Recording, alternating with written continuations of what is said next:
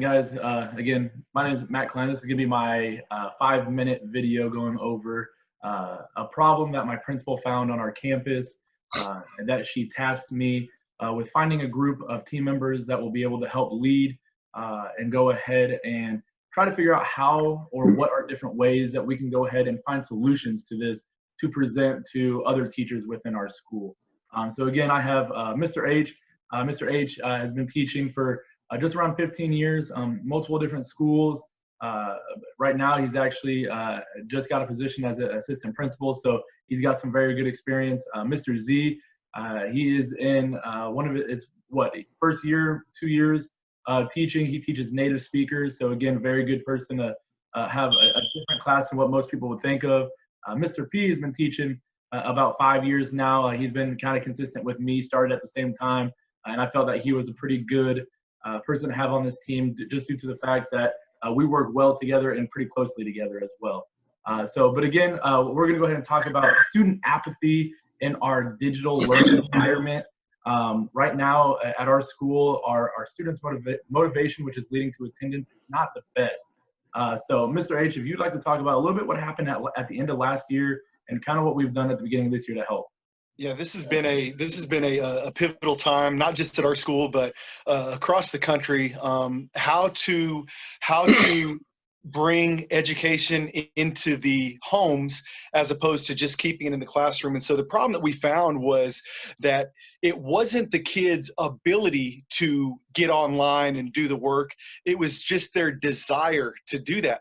A number of our kids did not have access to the materials, to the hotspots, to the Chromebooks to even get on. So the very first thing we had to do is we had to make sure these students had the resources to do what we're asking them to do, which is get online, but not just get online, but be engaged learners online. And so what we did was we tasked teams to get Chromebooks and hotspots in every student hand that needed them. But that's just half the battle, because the other half of the battle lies with our teachers creating engaging lessons that the kids want to be a part of.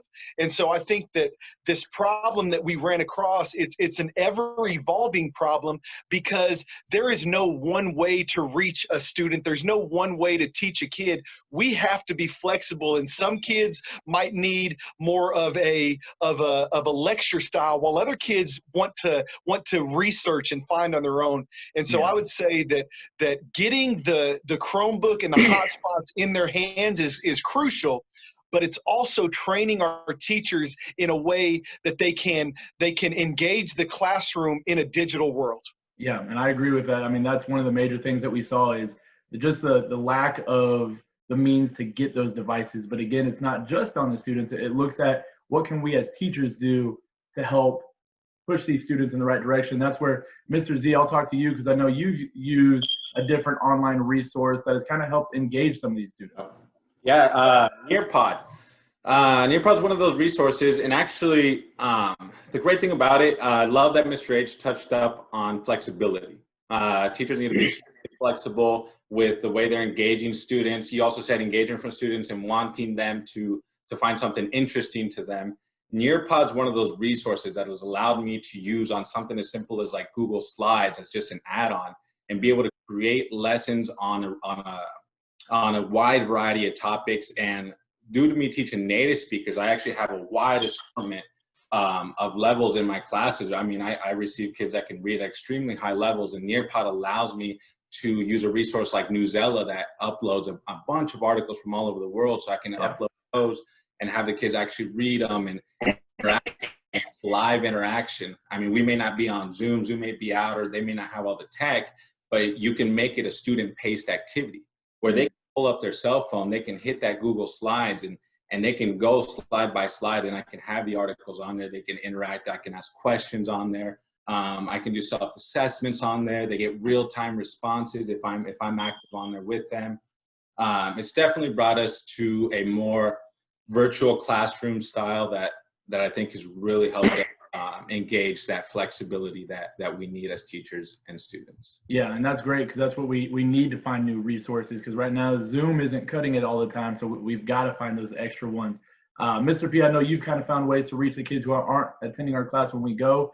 Again, I apologize. You only have about like 15, 20 seconds to respond real quick. But what have you done to try to reach those kids that haven't been in our classes? Those kids who are not consistently logging on to Zoom, record my lesson, and I'm able to record my screen. And those kids who may already be parents, or those kids who work during the day, they do have access to the exact same content that they would have if they were actually in the Zoom meeting. And it's very, very beneficial. Like I said, it drives that attendance factor. Those kids know that, hey, although I may have missed, there's still a chance where I can get my work turned in on time and still get the material that is needed.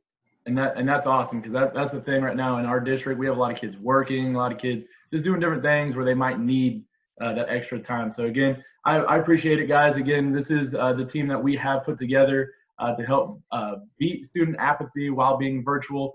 And again, I appreciate you guys for being here. It's been a pleasure being able to work with you guys too. Absolutely.